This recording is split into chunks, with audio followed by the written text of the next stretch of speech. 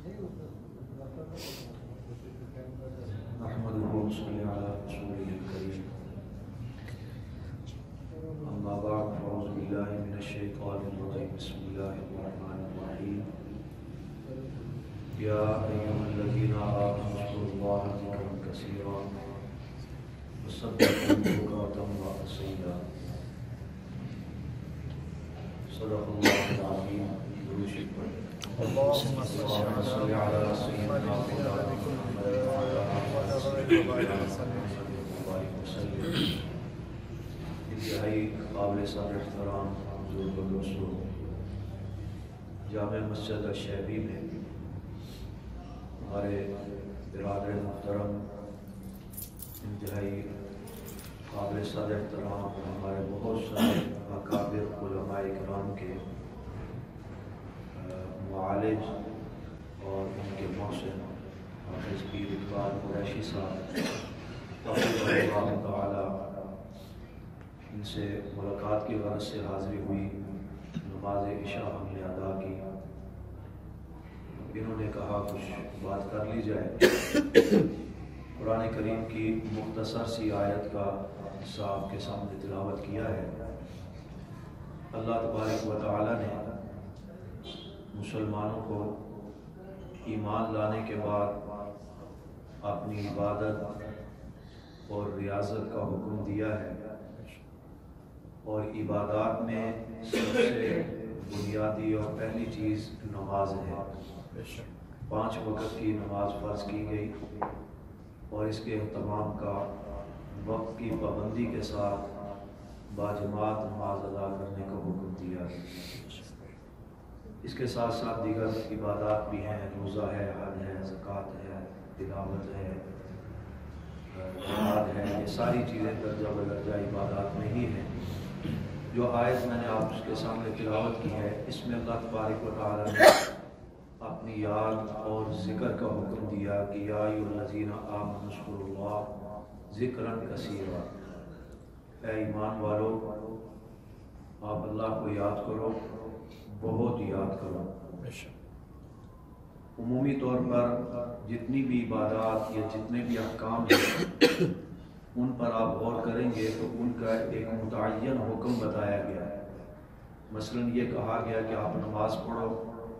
کتنی پڑھیں اس کی تفصیل ترتیب ہے کہ 5 نمازیں فرض کی گئی ہیں، اس کے اہتمام کا حکم ہے. روزے کا حکم ہے، کتب علیکم الصیام. رمضان مبارک کے وہ 30 دن کے روزے فرض کیے گئے ہیں. کتب علیکم القتال، اس حکم سے جہاد فرض کیا گیا ہے. اس کی بھی ایک نوعیت بتائی گئی. لیکن اللہ کی یاد کے متعلق اس چیز کا حکم دیا گیا ہے کہ بہت زیادہ اللہ کو یاد کرو، بہت زیادہ اللہ کا ذکر کرو، ذکرًا کثیرا. اب اس کی تفسیر اور تشریحات میں علماء نے بہت کچھ تفسیر لکھی ہے. عمومی طور پر یہ نماز، یہ ساری عبادات بھی اللہ کا ذکر ہے، اللہ کی یاد ہے. اور اس میں جو اہتمام کے ساتھ اس چیز کا حکم دیا گیا ہے تو وہ تسبیحات ہیں، صبح شام پڑھنے کی، نماز کے بعد پڑھنے کی، جیسا کہ حدیث طیبہ میں تذکرہ آتا ہے لا الہ الا اللہ محمد رسول اللہ. یہ افضل الذکر ہے، سب سے زیادہ افضل ذکر لا الہ الا اللہ. اس کا اہتمام ہے. اسی انداز میں تیسرے کلمے کے ذکر کا حکم ہے اور استغفار کا حکم ہے، درود شریف کے اہتمام کا حکم ہے.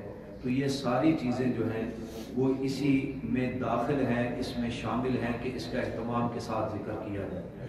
روایات میں اس کی تعداد کا تذکرہ بھی ہے. آپ صلی اللہ علیہ وسلم نے حضرت فاطمہ رضی اللہ تعالیٰ عنہ کو سکھائی، باقی صحابیات کو، صحابہ کرام کو سکھایا. تو اہتمام کے ساتھ اس کا ذکر ہے. تو اللہ کے ذکر سے جو فوائد حاصل ہوتے ہیں اس کی بھی ایک مستقل تفصیل ہے، جس کا مختصر یہ ہے کہ جب ہم اللہ کو یاد کریں گے تو ہمارا دل جو ہے وہ اللہ کی یاد میں جب مصروف ہوگا تو اس سے زنگ اترے گا، گناہوں کی، بدعمالیوں کی آلودگی اس سے دور ہوگی، اللہ کی طرف متوجہ ہوگا. اور یہ اللہ کی یاد میں جب مصروف ہو جائے گا تو اللہ کی رحمت، اللہ کی مدد، اللہ کی نصرت، اس کی برکات، اس کا کرم، اس کا فضل، اس کی عافیت، اس کی مغفرت، ان سب چیزوں کو یہ ذکر متوجہ کرنے کا سبب بنے گا۔ اور اسی انداز میں آپ صلی اللہ علیہ وسلم کا فرمان ہے، مثل الذی یذکر ربہ والذی لا یذکر ربہ مثل الحی والمیت، کہ ذکر کرنے والا مسلمان انسان ایسا ہے جیسا کہ زندہ ہے، وہ بول رہا ہے، وہ اللہ کو یاد کر رہا ہے، وہ عبادت کر رہا ہے، وہ اللہ کی یاد میں مصروف ہے، تو یوں سمجھ لیں کہ وہ زندہ ہے، زندے کی مثال اس کی دی گئی۔ اور جو ذکر نہیں کرتا ہے وہ بظاہر چل پھر تو رہا ہے، زندگی کے کاروبار میں مصروف ہے، اپنی ضروریات کو پورا کر رہا ہے، اپنی خواہشات کو پورا کر رہا ہے، یہ سب کچھ کر رہا ہے، لیکن اس کی حالت ایسی جیسے ایک مردہ ہے، اور اس کے اندر آپ ویسے اس کو ریموٹ کنٹرول کے ذریعے اس کو چلا رہے ہوں تو وہ جیسے یہ ڈیکوریشن پیس ہوتے ہیں کھلونے میں، یوں سمجھ رہے ہیں اس کو چلا رہے ہیں اور وہ چل رہا ہے، ادھر جا رہا ہے ادھر جا رہا ہے، نہ اس کا کوئی مقصد ہے، نہ اس کی کوئی منزل ہے، نہ اس کا کوئی ہدف ہے، نہ اس کے کوئی مقاصد ہیں زندگی کے، بس وہ ویسے ہی ادھر ادھر ہو رہا ہے، اپنی ضروریات پوری کر رہا ہے۔ تو اس کی مثال مردہ کی سی دی ہے کہ وہ مردے کی طرح ہے۔ یہ جو ہم زندگی کے ماحول میں مختلف مسائل اور مصائب کا شکار ہیں، ان کی وجوہات میں سے بھی ایک وجہ جہاں بدعمالیاں ہیں، دین سے دوریاں ہیں، نماز کی پابندی کا اہتمام نہیں ہے، تلاوت کا اہتمام نہیں ہے، دیگر عبادات کا اہتمام نہیں، وہاں ایک بنیاد یہ بھی ہے کہ ہم اللہ کے ذکر سے، اللہ کی یاد سے غافل ہیں۔ تو جب ہم اپنے آپ کو اللہ کی یاد میں مصروف کر لیں گے، اپنا تعلق اللہ سے لگا لیں گے، اپنی لو لگا لیں گے، اللہ کو یاد کرنے لگ جائیں گے، تو اس کا ایک فائدہ یہ ہوگا کہ ہماری روحانیت بیدار ہوگی، اللہ سے تعلق بنے گا۔ اس کی برکت سے بہت ساری مشکلات، بہت ساری بیماریاں، بہت ساری پریشانیاں اللہ کے فضل سے خود بخود دور ہو جائیں گی اس ذکر کی برکت سے۔ اور اسی انداز میں علماء کرام نے ایک بات لکھی ہے کہ ذکر سے آپ کو ایک بات یہ پتہ لگے گی کہ دیکھیں ہم سوچ رہے ہیں اس وقت ہم نے نماز پڑھی ہے کہ ہم یہ کیسا محسوس کریں کہ اللہ پاک ہمیں یاد کر رہے ہیں۔ تو ہمارے بزرگ لکھتے ہیں، حکیم اختر صاحب رحمۃ اللہ علیہ کے تحریر میں ایک جملہ میں نے پڑھا، وہ کہتے ہیں ہمارے حضرت فرمایا کرتے تھے کہ مجھے پتہ لگ جاتا ہے کہ اللہ مجھے یاد کر رہا ہے۔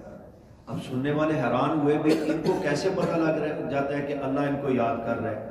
انسان تو عالم غیب نہیں ہے، اللہ کی ذات کی یہ صفت ہے، اس کا مقام ہے، وہ بڑی ہستی ہے، تو یہ کیسے پتہ لگ جاتا ہے کہ بھی اللہ مجھے یاد کر رہا ہے؟ وہ کہتے ہیں اس طرح کہ جب میں اللہ کی توفیق سے اللہ کو یاد کرتا ہوں تو اللہ کو یاد کرنے کا مطلب یہ ہے کہ اللہ بھی اپنے بندے کی طرف متوجہ ہے، جیسے فَاذْكُرُونِی اذکرکم واشکروا لی ولا تکفرون۔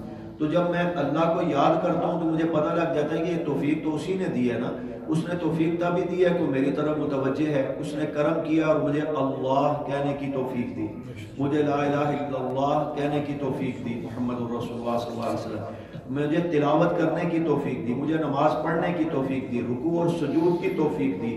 تو جب یہ وہ توفیق دیتا ہے تو میں سمجھ لیتا ہوں کہ وہ مجھے یاد کر رہا ہے، اس لیے مجھے پتہ لگ جاتا ہے کہ میرا اللہ مجھے یاد کر رہا ہے۔ تو ویسے اللہ پاک بھی تو فرماتے ہیں نا فَاذْكُرُونِی اذْکُرکم واشکروا لی ولا تکفرون، تم مجھے یاد کرو میں تمہیں یاد کرنے کا مقصد یہ ہے کہ اللہ ہماری طرح تو ہمارا ذکر نہیں کرے گا، اللہ تبارک و تعالیٰ اپنی رحمت، اپنا فضل، اپنا کرم ہمارے اوپر متوجہ کر دے گا، اور یہی چیز مسلمان کے لیے، اور ہمیں کیا چاہیے۔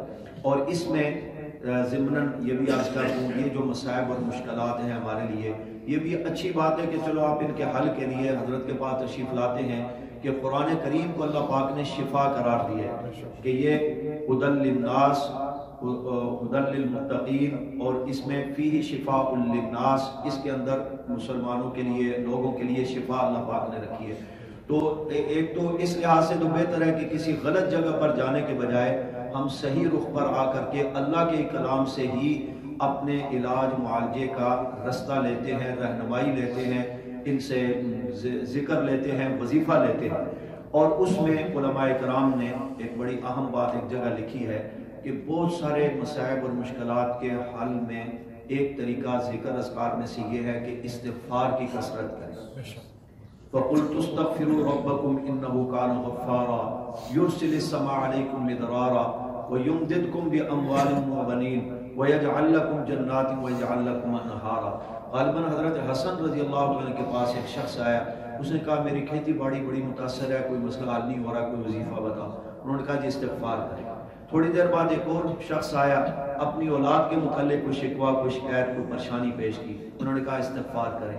تھوڑی دیر بعد ایک اور شخص آیا، اس نے کہا جی میرے مال کا معاملہ ہے، کاروبار ٹھیک نہیں ہے، مسائل ہیں، پریشان ہوں، آپ نے کہا استغفار کریں۔ ایک اور شخص آیا، تقریباً 6 افراد آئے اور انہوں نے اپنی علیحدہ علیحدہ پریشانیاں بتائی، تو اس کے جواب میں حضرت نے فرمایا استغفار کریں۔ وہ تو وظیفہ پوچھنے والے اٹھ کے چلے گئے، بعد میں جو قریب تھے، مریدین تھے، انہوں نے پوچھا حضرت آج تو آپ نے سب کو بڑا آسان وظیفہ بتا دیا، جو بھی آ رہا ہے آپ اس کو کہہ رہے ہیں استغفار کرو استغفار کرو، آپ نے اور کوئی بات نہیں بتائی۔ انہوں نے کہا بھی بات یہ ہے کہ میں نے اپنی طرف سے نہیں بتایا، اس کا علاج خود اللہ پاک نے قرآن کریم میں بتایا سورۃ نوح کے اندر کہ فَقُلْتُ اسْتَغْفِرُوا رَبَّكُمْ إِنَّهُ كَانَ غَفَّارًا يُرْسِلِ السَّمَاءَ عَلَيْكُمْ مِدْرَارًا۔ اگر بارشیں نہیں ہو رہی تو استغفار کرو، اگر کھیتی باڑی متاثر ہے تو استغفار کرو، اگر اولاد کے مسائل ہیں تو استغفار کرو، اگر کاروبار کا مسئلہ ہے تو استغفار کرو۔ تو وظائف میں جو کچھ بتایا جاتا ہے قرآن و سنت کی روشنی میں، یہ ہمارے لیے اس پرفتن دور میں ایک بڑی سعادت اور ایک صراط مستقیم کی صحیح رہنمائی ہے۔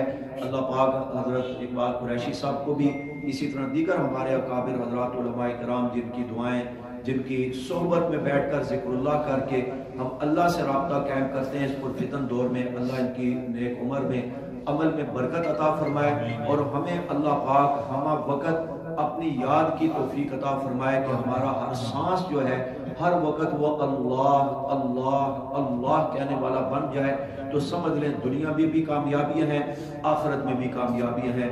اللہ پاک ہم سب کو عمل کی توفیق دے۔ وما علینا الا البلاغ۔ الحمدللہ رب العالمین۔ اللہم صل علی سیدنا مولانا محمد النبی الأمی وعلی آلہ وبارک وسلم۔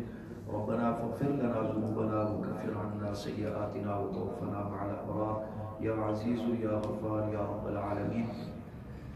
ربنا آتنا في الدنيا حسنة وفي الآخرة حسنة وقنا عذاب النار وقنا عذاب القبر وقنا عذاب الحشر وقنا عذاب السكرات الموت وقنا عذاب الميزان۔ اللهم انصر الإسلام والمسلمين، اللهم انصر المجاهدين في كل مكان، اللهم إنا نسألك العفو والعافية والمعافاة الدائمة في الدين والدنيا والآخرة۔ صلى الله تعالى على خير خلقه محمد وآله وأصحابه أجمعين برحمتك يا أرحم